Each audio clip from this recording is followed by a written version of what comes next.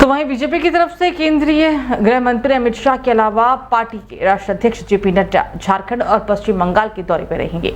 JP Nadda चुनाव प्रचार की शुरुआत झारखंड के देवघर से करेंगे। दोपहर करीब 12:40 पर जनसभा के बाद नड्डा देवघर में एक रोड शो करेंगे और इसके बाद पश्चिम बंगाल के लिए रवाना हो जाएंगे। नड्डा दक्षिण 24 परगना जिले में एक रोड शो करने वाले हैं।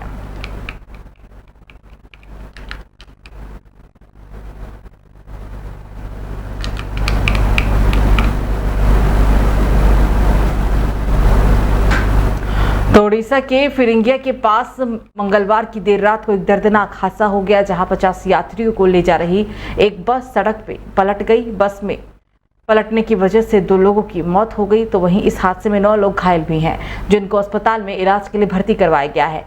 बस में सवार यात्रियों की माने तो बस की रफ्तार काफी तेज थी। एक मोड़ पर बस का संतुलन बिगड़ गया और बीच सड़क पर पलट गई। एसडीएम फूलबनी चितरंजन महता ने इस हादसे की जानकारी देते हुए कहा कि अब तक 2 लोगों की मौत हो चुकी है और 9 लोग इसमें घायल भी हैं। घायलों को अस्पताल में भर्ती करवाया गया है। बस में करीब 50 यात्री सवार थे। बस फिरिंगिया में एक मोड़ पर पलटी थी। शुरुआती जांच में सामने आया है कि बस की रफ्तार काफी ज्यादा थी, जिसकी वजह से यह हादसा हुआ है। फिलहाल हादसे की जांच की जा रही है।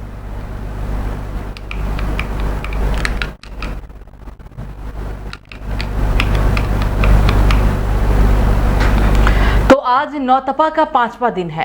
हालांकि बीते मंगलवार को राजस्थान का चूरू देश में सबसे ज्यादा यानी कि 50.05 डिग्री तापमान दर्ज किया गया है। इससे पहले हालांकि राजस्थान का फलोदी लगातार तीसरे दिन देश का सबसे गर्म शहर रहा।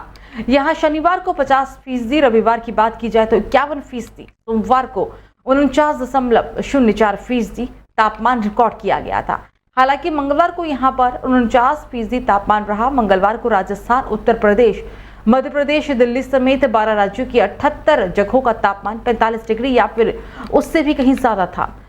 हालांकि सोमवार को देश के 10 राज्यों में 75 जगहों का तापमान 45 डिग्री या फिर उससे ज्यादा था। प्रयागराज की बात की जाए तो कल यहाँ का तापमान 48.2 डिग्री सेल्सियस रहा। 30 साल पहले 1994 में यहाँ 48.04 डिग्री तापमान दर्ज किया गया था। मौसम विभाग ने हालांकि बुधवार के लिए यानी कि आज पंजाब, हरियाणा, चंडीगढ़, दिल्ली, राजस्थान, उत्तर प्रदेश, मध्य प्रदेश में हीट वेव का अलर्ट भी जारी किया है। साथ ही जम्मू संभाग, हिमाचल प्रदेश, महाराष्ट्र के कुछ हिस्सों जिसमें छत्तीसगढ़, बिहार, ओडिशा, झारखंड के अलग अलग जगहों पर भी हीट वेव चलने की संभावना जताए हैं। रेमल तूफान के चलते पूर्वोत्तर के सभी राज्यों जिसमें असम, मेघालय, अरुणाचल प्रदेश, नागालैंड, मणिपुर, मिजोरम, त्रिपुरा में 29 मई से लेकर 1 जून तक तेज बारिश की संभावना जताई गई है। यहां बारिश का रेड अलर्ट जारी किया गया है।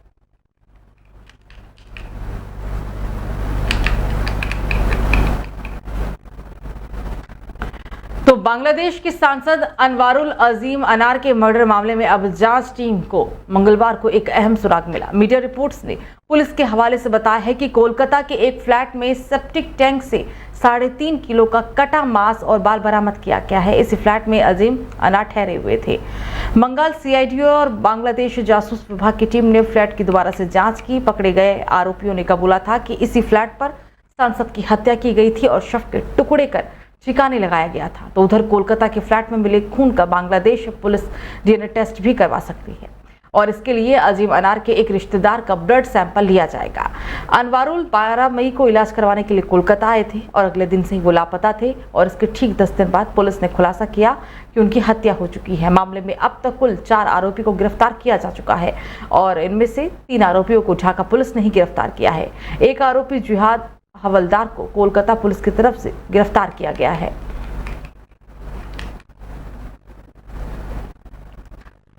तो ब्रिटिश सरकार के पूर्व chief scientific adviser Patrick Vallance ने एक और महामारी की चेतावनी दे दी है। उन्होंने कहा है कि कुछ ही समय के बाद एक और महामारी का आना तय है। पूर्व वैज्ञानिक सलाहकार ने अपने सरकार को इस पर ध्यान देने की बात भी कही और उन्होंने कहा कि कोरोना जैसी स्थिति से निपटने के लिए हमें तैयार रहने की जरूरत है। उन्होंने इस बात पर जोर देते हुए कहा है कि अभी तक हम महामारी का सामना करने के लिए तैयार नहीं हुए हैं। ब्रिटिश वेबसाइट द गार्जियन की रिपोर्ट के मुताबिक एक कार्यक्रम को संबोधित करते हुए वॉलेंस ने कहा कि हमें शुरुआत में ही खतरों का पता लगाने के लिए बेहतर निगरानी यंत्र स्थापित करने की जरूरत है। वॉलेंस ने कहा कि ये सही समय है जब देश में चुनाव चल रहे हैं। चुनाव में महामारी के खतरे को मुद्दा बनाना जाना ज्यादा जरूरी होता है।